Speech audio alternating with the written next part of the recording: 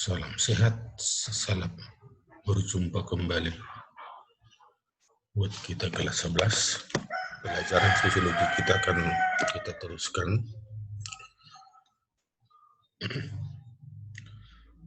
Yaitu kita masuki tentang klasifikasi permasalahan sosial berdasarkan sumber-sumbernya.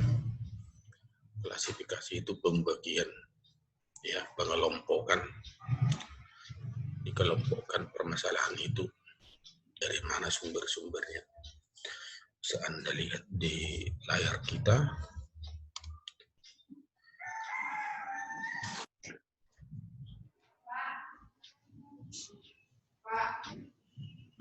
Coba perhatikan.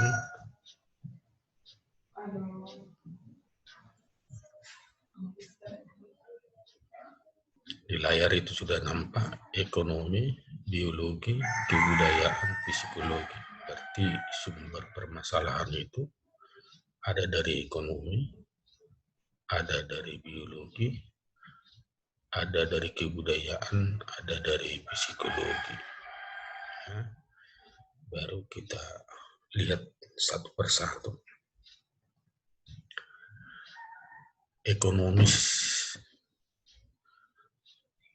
yaitu apa sumber masalahnya adalah kemiskinan, pengangguran. Ya, ini hanya contoh saja. Jadi yang ditunjukkan gambarnya adalah ini bagaimana daerah-daerah miskin, daerah-daerah kumuh yang dihuni oleh masyarakat yang tidak mempunyai kepemilikan rumah secara sah. Ini bisa jadi dibuat rumahnya di sini, tapi nilai bantaran sungai. Artinya di sini tidak ada surat-suratnya itu. Kemudian ini pengangguran pencari kerja. Ya, berhubungan dengan ekonomi lah itu. Miskin, nganggur, yang pasti bagian ekonomi. Siapa yang buat? Ya orangnya sendiri, bukan salah orang lain. Salah kita sendiri kalau kita terlibat miskin, apalagi menganggur. Kalau ditanya orang miskin itu, kenapa kau miskin? Karena saya tidak mau kaya. Ditanya orang kaya, kenapa kau kaya? Karena saya tidak mau miskin. Kan sederhana sebenarnya kan. Berarti yang buat itu semuanya adalah kita sendiri, bukan orang lain. Mau miskin silahkan miskin, mau kaya silahkan kaya, mau menganggur silahkan menganggur, mau kerja silahkan kerja. Ya, seperti itu.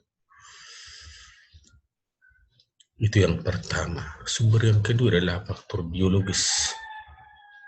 Ya, permasalahan dalam biologis tubuh kita.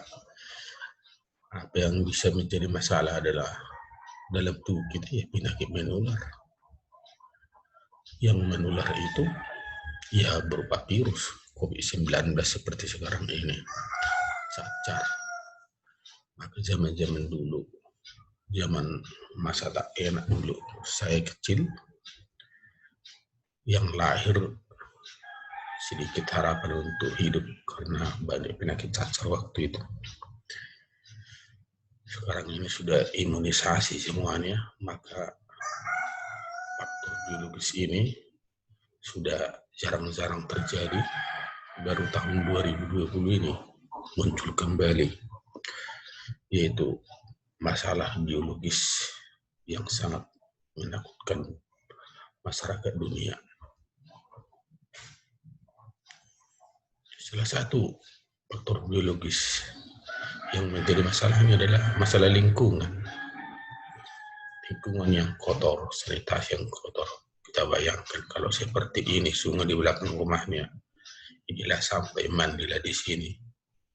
Orang berak dari sini, mengapung-apung di sini, mandi anak ini nanti, padahal sudah di kepalanya kotoran itu.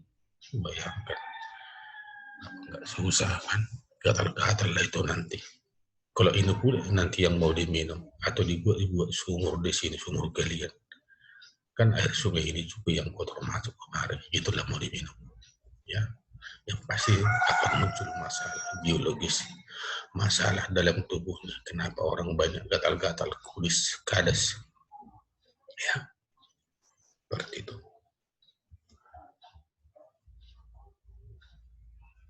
Lagi seperti sekarang ini ya. Jadi kenapa banyak penyakit menular? Karena manusia memang tidak disiplin. Kemudian faktor psikologis, ya, saat ini kejiwaan.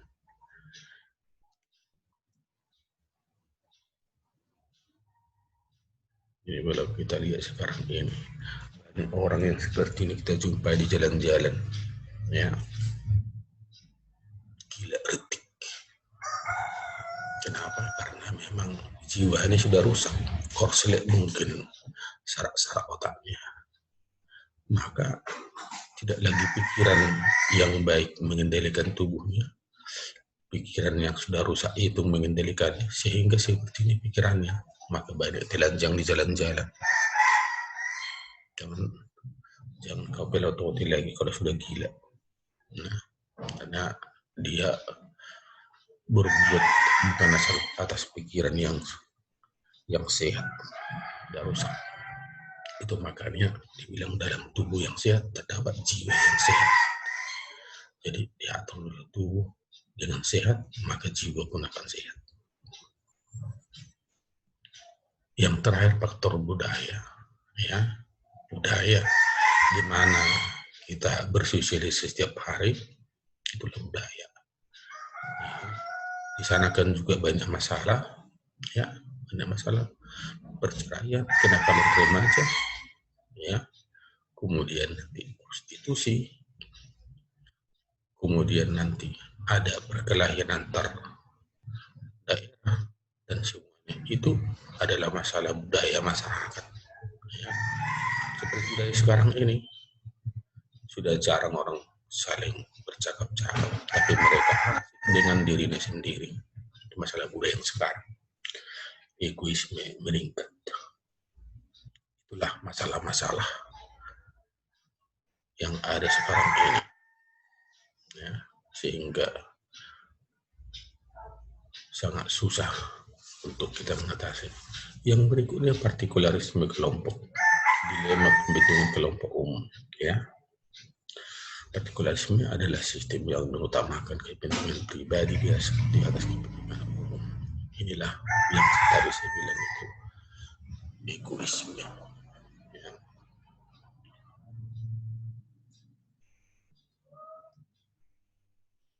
Jadi partikularisme itu adalah paham mengutamakan kepentingan kelompok sendiri, egoisme pribadi, egoisme kelompok, ya, egoisme keluarga. Dampaknya apa? Menyebabkan disintegrasi itu perpecahan. Primordialisme, kesetiaan terhadap yang bersifat tradisional, egoisitas, ego pribadi, kelompok, dan terabaikan kepentingan publik. Karena kepentingan pribadinya dengan kepentingan publik atau kepentingan umum. Kenapa terbentuk? Karena suatu kelompok lebih utamakan kepentingan kelompoknya daripada kepentingan umum. Ya, itulah partikularisme kelompok ini. Oke, singkat saja sampai di sini pertemuan kita. Ini perhatikan tugasmu, catat materi tadi, tidak perlu ada gambar-gambar. Kemudian carilah pengertian yang tiga ini: disintegrasi, primordialisme, etnosentrisme. Dan jangan lupa buat 3 contoh masing-masing. Oke, salam sehat. Kita berjumpa lagi dalam waktu dan gelombang yang sama. Terima kasih.